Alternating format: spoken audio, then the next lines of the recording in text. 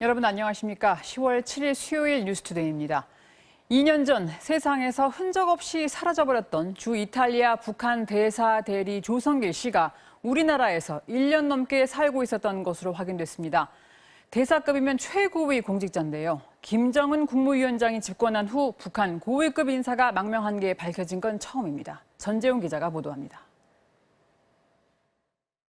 지난 2018년 북한으로의 귀임을 앞두고 사라진 조성길 전 주 이탈리아 북한 대사 대리가 한국에 망명한 사실이 뒤늦게 확인됐습니다. 정부 관계자는 MBC 취재진에게 조 전 대사가 잠적 8개월 만인 지난해 7월 인천공항을 통해 한국으로 왔다고 밝혔습니다.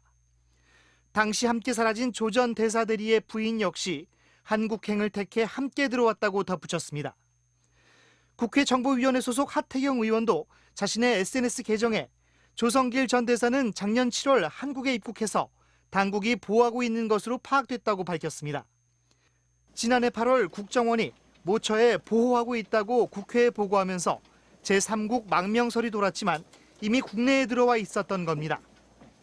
지난해 2월엔 조 전 대사의 미성년 딸이 부모가 사라진 지 나흘 만에 북한으로 송환된 사실을 이탈리아 외교부가 확인해 파문이 일기도 했습니다.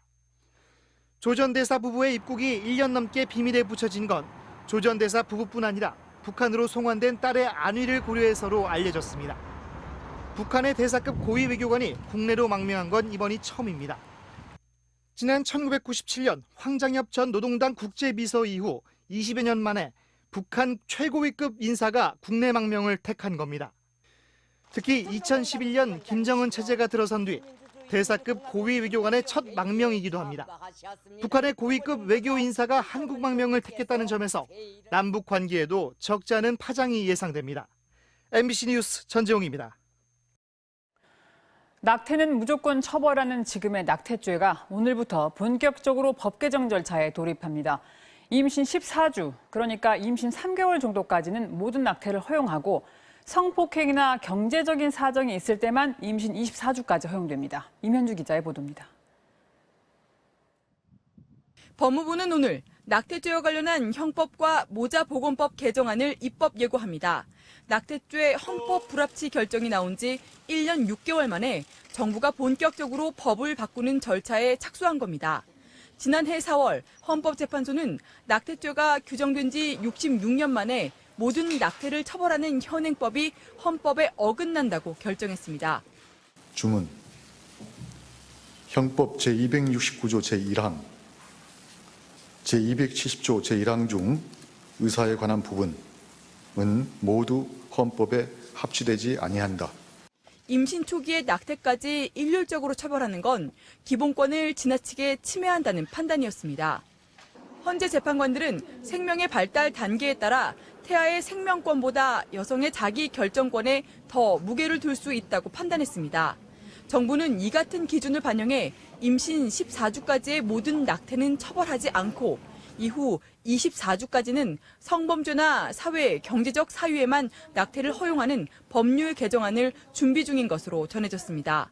개정안이 통과되면 임신 초기 여성들은 전문 의료기관에서 안전하게 임신 중절 수술을 받을 수 있을 전망입니다.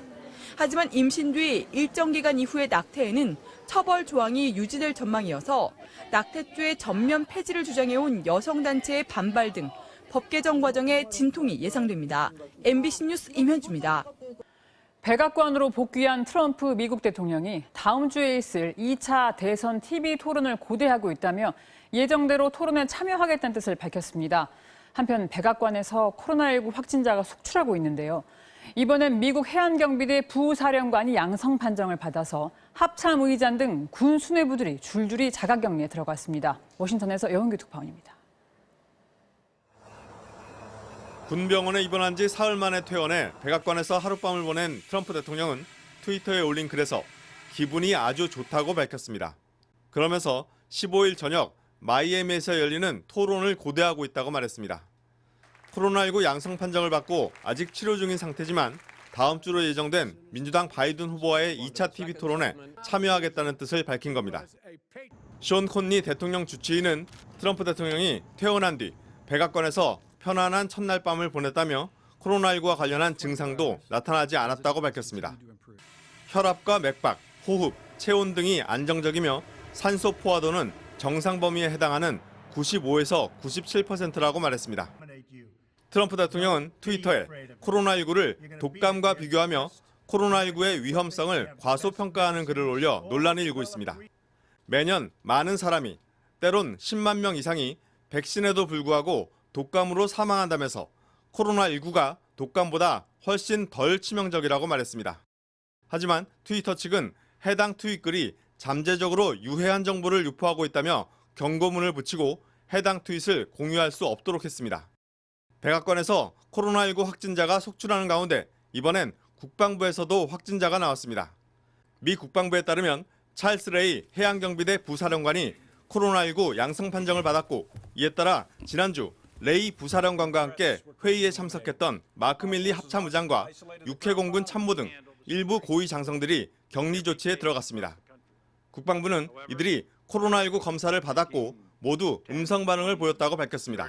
아울러 이번 일로 미군의 작전 준비 태세와 임무 능력엔 변화가 없을 거라고 말했습니다. 워싱턴에서 MBC 뉴스 여홍기입니다. 지난밤 교통사고와 화재 등이 발생해 인명피해가 났습니다. 인천에서는 무면허 운전자가 주차된 차량들을 들이받았고 경부고속도로에서는 추돌로 인한 사망사고도 발생했습니다. 이재민 기자입니다. 벤츠 승용차가 앞부분이 부서진 채 방향 지시 등만 깜빡이고 있습니다. 어젯밤 9시 반쯤 인천 동구의 한 도로변에 있는 주차장에서 20대 남성이 몰던 벤츠 승용차가 주차해 있던 차량 넉 대를 들이받았습니다. 면허 없이 운전하다 사고를 낸 겁니다. 뭐 차 박살났다고 와보라고 해가지고 이제 나와봤는데 차가 이제 저 상태로 돼 있었고, 가해 차량을 한번 보긴 했는데 그 차량은 엔진까지 다 먹어가지고.